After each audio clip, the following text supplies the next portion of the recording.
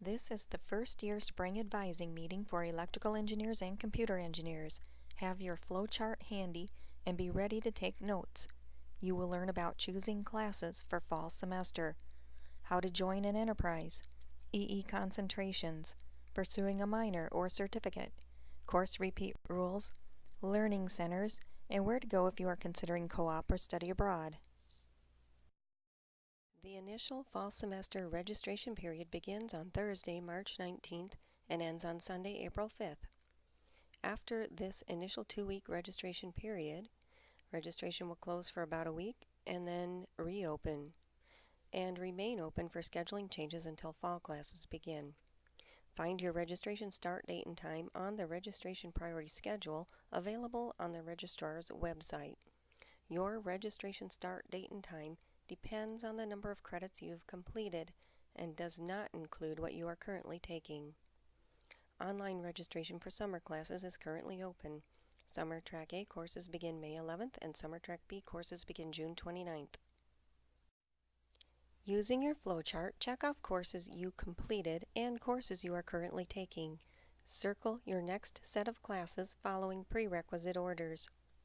EE majors who have not taken their programming class should take CS 1111 in fall. CS 1111 is not offered in the spring, so plan your other fall class times around it. Decide if you want accelerated linear algebra and differential equations courses like the flowchart shows, or if you would rather take them at the normal semester-long pace in the 2 semesters. This will delay Circuits 2 by 1 semester, but could be better for your GPA. It might delay your graduation 1 semester. For general education, take an HUFA elective or SBS elective. You can add a PE course if you'd like. Be sure to read all the notes on your flowchart, including those at the bottom. Computer engineers who have not taken ENG 1102, Engineering, Modeling, and Design, should decide whether or not to take it. ENG 1102 follows ENG 1101 or ENG 1100. It is not required for computer engineers, but is for all the other engineering majors. So if you are undecided about your major, thinking about switching, or maybe a double major with EE or another engineering major, take ENG 1102, Engineering, Modeling, and Design. It will apply in your technical electives area if you take it as part of your first-year engineering sequence. You cannot take it later on in your junior or senior year for technical elective credit. If you are certain you want to stay in computer engineering or maybe computer science, then you do not need to take ENG 1102. Postpone another course to fit it in, perhaps digital logic or general education. Let's review some important notes for fall registration. Electrical engineers take CS 1111 in the fall. Do not postpone it. Decide if you should take the accelerated linear algebra and differential equation courses both in fall, or take the normal paced semester-long courses in fall and spring. ENG 1100 students will take ENG 1102 in the fall. ENG 1102 is optional for computer engineers. Take a general education HUFA or SBS elective course, or take both if you need additional credits to help fill your schedule. Following the flowchart for core classes will have the least chance of time conflicts. As always, if you need help with planning or don't understand something, meet with Judy or Trevor. Your flowchart shows accelerated linear algebra and differential equations in semester 3. Students taking Calc 2 in the fall will take these in the spring.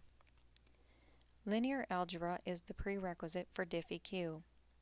If you take the accelerated courses, schedule at least 14 credits in case you have to drop Diff-EQ, or you could lose your financial aid.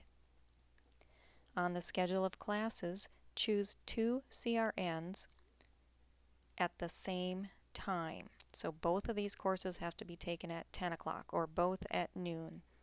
Key in both CRNs at registration time or you will get a link error. EE majors take linear algebra and DiffEq before taking Calc 3 because it is critical for the prerequisite chain. Computer engineers are not required to take Calc 3, but it can count in the math or science electives. MA 2320 and MA 3520 are the normal-paced sections of linear algebra and differential equations and need to be taken in separate semesters in lieu of the accelerated courses. This is highly recommended if you need more time with math or wish to earn higher grades, or if you plan to be here longer than 8 semesters. DiffEq is a prerequisite for Circuits 2, so this would delay Circuits 2 by 1 semester, possibly affecting your graduation date. The CRN is the course registration number in the schedule of classes. Each section has a unique CRN. Be sure to choose sections that do not overlap times. Some courses have a required lab section. At registration time, enter both CRNs for the lecture section and the lab section, or you will get a link error. To see course descriptions, prerequisites, co-requisites, and class restrictions for a course, click on the CRN in the schedule of classes. If you are taking classes elsewhere in summer, notify the Transfer Services Office at transfer@mtu.edu and complete the guest application form available on the registrar's website.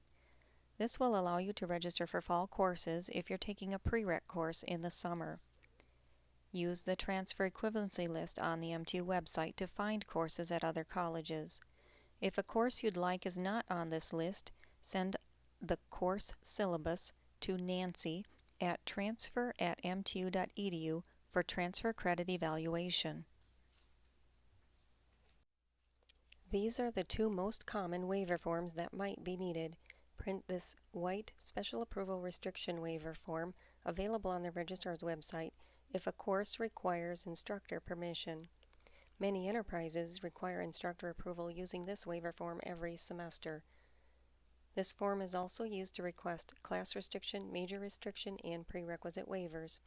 Get approval signature, which is almost always the instructor, and bring the waiver form to the Student Services Center in the admin building. If a section is full, look for another section and try to rearrange your schedule to fit it in, or watch often for someone to drop. Or you can use the green filled section/late add form to request permission to join a full class. Take the green form to the instructor or department which offers the course.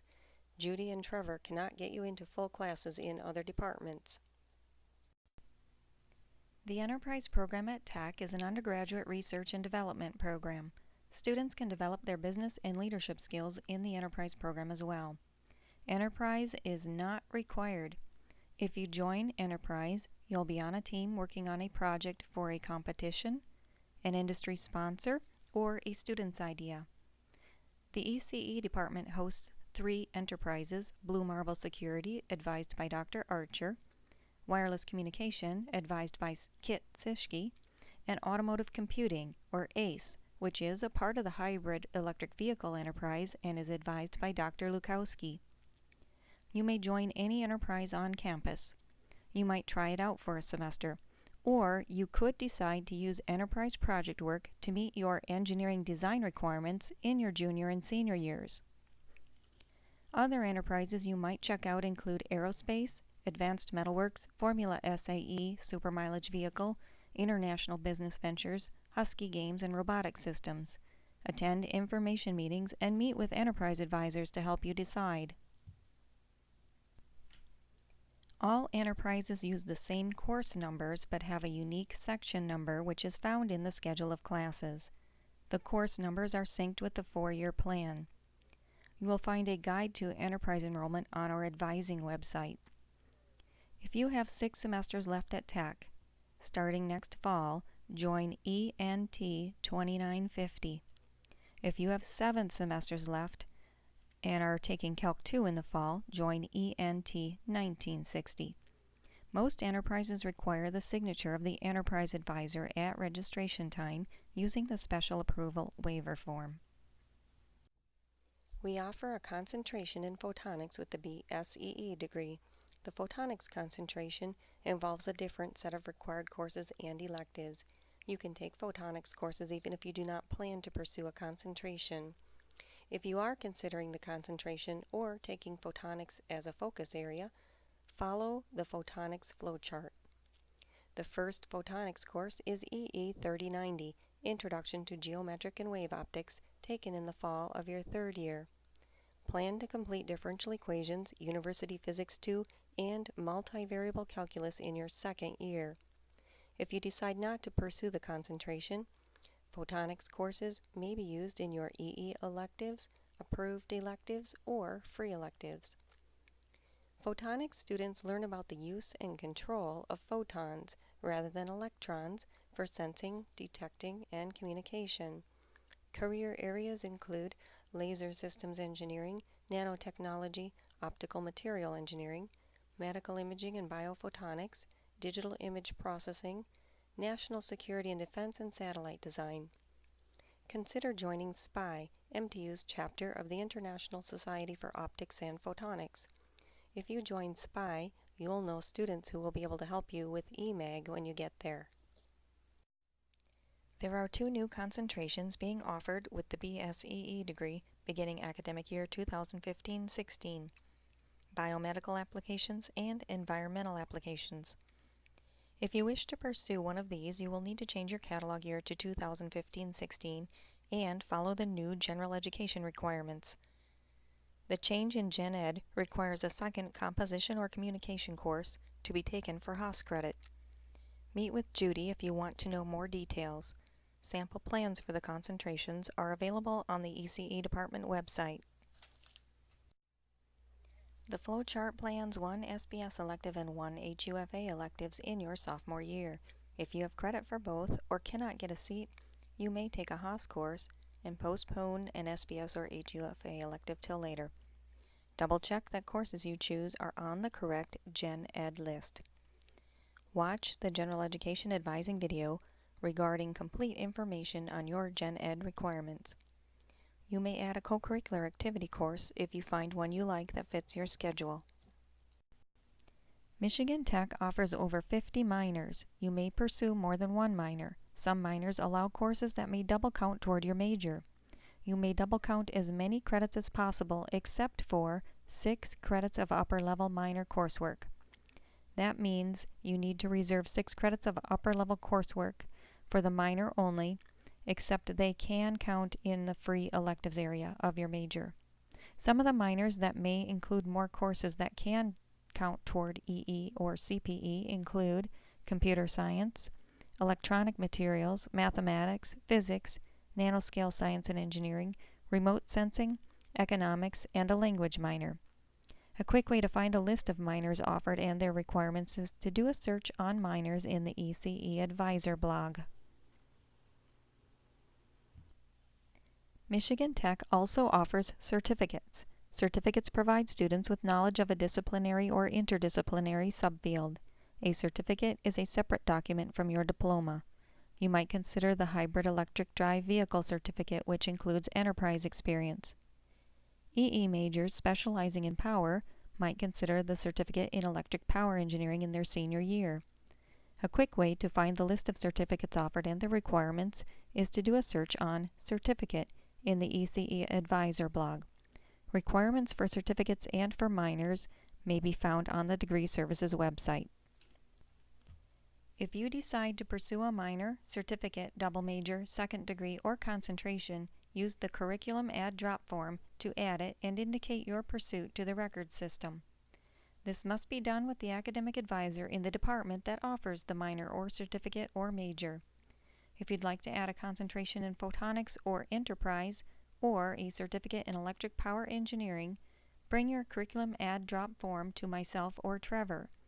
After this form is processed, you will be able to monitor your progress using your online degree audit. To change your major, bring this form to the advisor of the new major. A co-op experience is encouraged and highly recommended by students who've done it. The experience can expose you to one or more areas of specialty in your field and what it's like to be a part of an engineering team.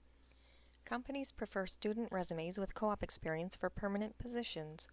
A co-op experience can help you with career path decisions. Create a resume and update it every semester.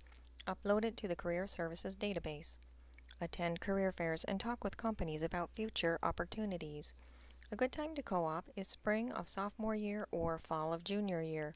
Co-oping is usually a summer plus one semester and adds a semester to your graduation plans.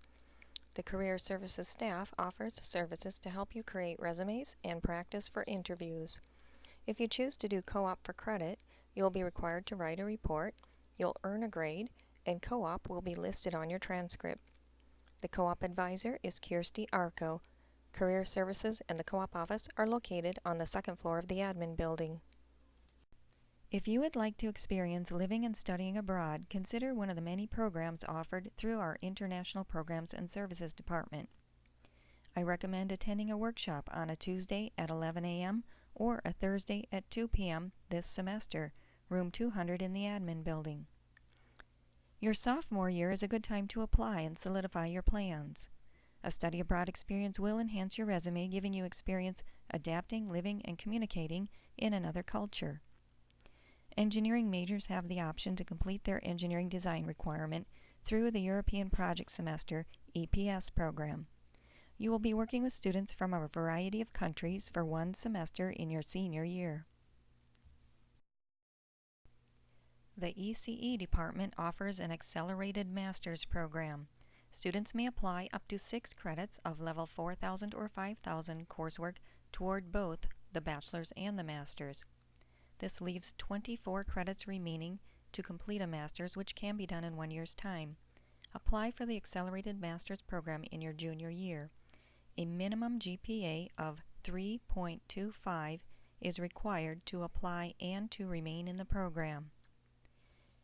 MTU also offers a 1-year MBA program. Contact Jody Philpus in the Department of Business and Economics at any time during your 4 years if you are interested. Courses with a grade of CD or lower may be repeated for a higher grade. A failed required course must be repeated. The most recent grade is used in your GPA calculation and the prior grade drops out. So for example, if you repeat a course with a D grade and earn an F the second time, it's the F that counts, no going back. If you repeat a course, take it very seriously and don't rely on everything you know from before. Students are allowed 3 attempts to pass a course. For a third and final attempt, special approval is required from the Dean of Students' office. If you are getting behind in a class, meet with your instructor to discuss your progress and strategies to improve. If you are earning an F, it might be best to drop it. Friday, March 27th is the last day to drop a course this semester with a grade of W, which does not affect your GPA. Meet with Judy or Trevor if you are considering dropping a course. If you decide to drop a course, use the orange permission form available in the advising office and in the ECE main office. You'll need the instructor and advisor signatures before Friday, March 27th at 5 p.m., which is the final drop deadline for full semester courses. No drops are allowed after March 27th unless you have extenuating circumstances outside of your control. If something happens to you, be sure to contact the Dean of Students' office to let them know. Documentation of your situation will be required, such as a hospital bill. Track B classes begin the week of March 2nd. March 18th is the last day to drop a Track B course without a grade, and April 10th is the last day to drop a Track B course with a grade of W. All course drop and add deadlines are available on the registrar's website. The ECE Learning Center is located in ERC Room 123. Coaches are available Sunday through Thursday evenings from 6 to 8 and Monday through Thursday afternoons from 1 to 4. They can help you with your early EE math and programming courses. You should also see your instructors for help during their office hours. Most departments have a learning center. For help with Gen Ed courses, go to the Multi-Literacy Center in Walker 107. The ECE Advising blog can answer many questions about enterprise, senior design, general education, including the SBS and HUF A-lists, and much else. The ECE Advising website contains flowcharts, lists of electives, and brief announcements. Find our faculty, their areas of specialty, and contact information on the department website. For registration details, go to the Prepare for Registration webpage. For majors, minors, certificates, and online degree audits, or DARS, go to the Degree Services website. And to find out if you made the Dean's List or for information on policies or academic probation, go to the Dean of Students website. For advising help, you can use emails, walk-ins, or scheduled appointments. When you email Judy or Trevor, include your name, major, and M number. To schedule an advising appointment, call 487-2550 or go to the main office and see Michelle. Have a great rest of the semester.